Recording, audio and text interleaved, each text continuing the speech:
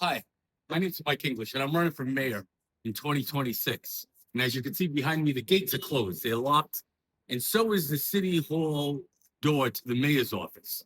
We need to unlock these doors, and we need the city hall to run for the people.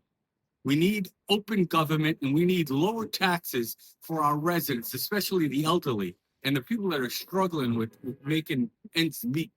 Families that are coming into Providence or even established into Providence. We need job entry level positions that you don't need masters and doctorate degrees and that pay good to where they can cover the mortgages of the residents within the city of Providence. It's time Providence works for the people.